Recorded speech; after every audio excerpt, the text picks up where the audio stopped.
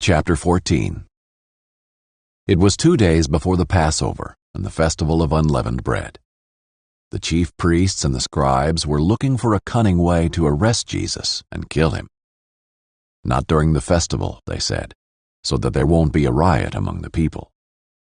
While he was in Bethany at the house of Simon the leper, as he was reclining at the table, a woman came with an alabaster jar of very expensive perfume of pure nard. She broke the jar and poured it on his head. But some were expressing indignation to one another. "Why has this perfume been wasted? For this perfume might have been sold for more than 300 denarii and given to the poor." And they began to scold her. Jesus replied, "Leave her alone. Why are you bothering her? She has done a noble thing for me. You always have the poor with you, and you can do what is good for them whenever you want. But you do not always have me. She has done what she could. She has anointed my body in advance for burial. Truly, I tell you, whenever the gospel is proclaimed in the whole world, what she has done will also be told in memory of her."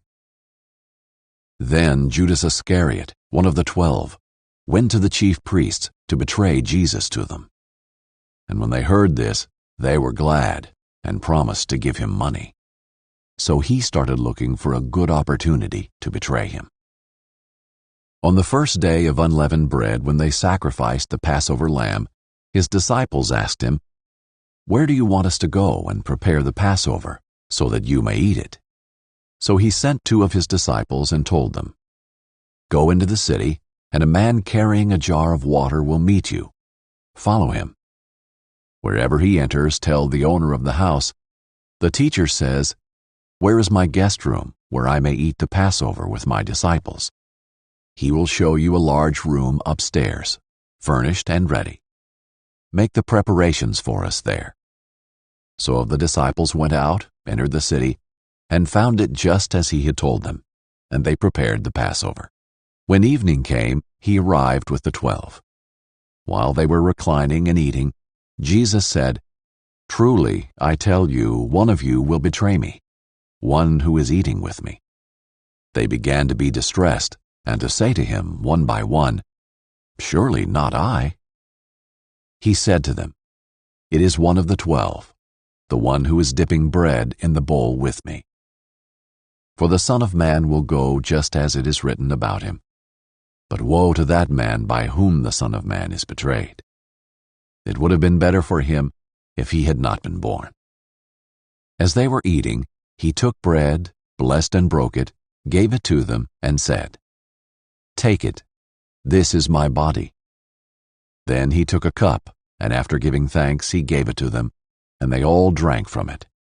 He said to them, "This is my blood of the covenant, which is poured out for many. Truly, I tell you, I will no longer drink of the fruit of the vine until that day when I drink it new in the kingdom of God." After singing a hymn, they went out to the Mount of Olives. Then Jesus said to them, "All of you will fall away, because it is written, 'I will strike the shepherd, and the sheep will be scattered.' But after I have risen, I will go ahead of you to Galilee." Peter told him, "Even if everyone falls away, I will not."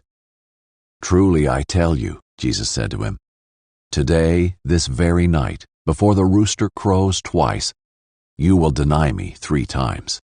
But he kept insisting, "If I have to die with you, I will never deny you." And they all said the same thing.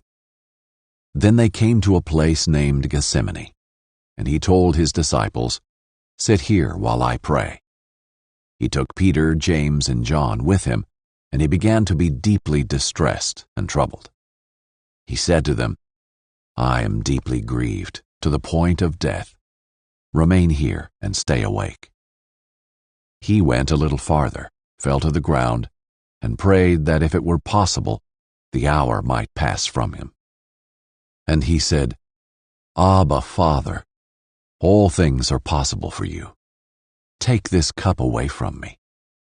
Nevertheless, not what I will, but what you will." Then he came and found them sleeping. He said to Peter, "Simon, are you sleeping? Couldn't you stay awake 1 hour? Stay awake and pray so that you won't enter into temptation. The spirit is willing, but the flesh is weak." Once again he went away and prayed, saying the same thing. And again he came and found them sleeping, because they could not keep their eyes open.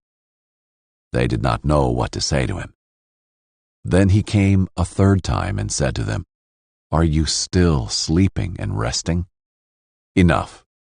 The time has come. See, the Son of Man is betrayed into the hands of sinners. Get up, let's go. See, my betrayer is near."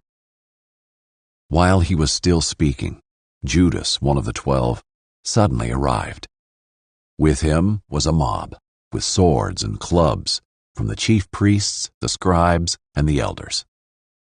His betrayer had given them a signal. "The one I kiss," he said, "he's the one. Arrest him and take him away under guard." So when he came, immediately he went up to Jesus and said, "Rabbi," and kissed him. They took hold of him and arrested him. One of those who stood by drew his sword, struck the high priest's servant, and cut off his ear. Jesus said to them, "Have you come out with swords and clubs, as if I were a criminal, to capture me? Every day I was among you, teaching in the temple, and you didn't arrest me. But the scriptures must be fulfilled." Then they all deserted him and ran away. Now a certain young man, wearing nothing but a linen cloth, was following him. They caught hold of him, but he left the linen cloth behind and ran away naked. They led Jesus away to the high priest, and all the chief priests, the elders, and the scribes assembled. Peter followed him at a distance, right into the high priest's courtyard. He was sitting with the servants, warming himself by the fire. The chief priests and the whole Sanhedrin were looking for testimony against Jesus to put him to death, but they could not find any. For many were giving false testimony against him, and the testimonies did not agree.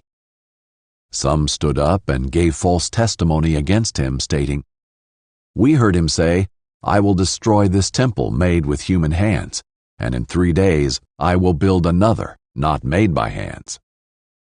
Yet their testimony did not agree even on this. Then the high priest stood up before them all and questioned Jesus. "Don't you have an answer to what these men are testifying against you?" But he kept silent and did not answer. Again the high priest questioned him, "Are you the Messiah, the Son of the Blessed One?" "I am," said Jesus, "and you will see the Son of Man seated at the right hand of power and coming with the clouds of heaven." Then the high priest tore his robes and said, "Why do we still need witnesses? You have heard the blasphemy. What is your decision?" They all condemned him as deserving death. Then some began to spit on him, to blindfold him, and to beat him, saying, "Prophesy." The temple servants also took him and slapped him. While Peter was in the courtyard below, one of the high priest's maidservants came. When she saw Peter warming himself, she looked at him and said, "You also were with Jesus, the man from Nazareth." But he denied it. "I don't know or understand what you're talking about." Then he went out to the entryway, and a rooster crowed. When the maidservant saw him again, she began to tell those standing nearby, "This man is one of them." But again he denied it. After a little while, those standing there said to Peter again, "You certainly are one of them, since you're also a Galilean." Then he started to curse and swear, "I don't know this man you're talking about." Immediately, a rooster crowed a second time. And Peter remembered when Jesus had spoken the word to him, "Before the rooster crows twice, you will deny me 3 times."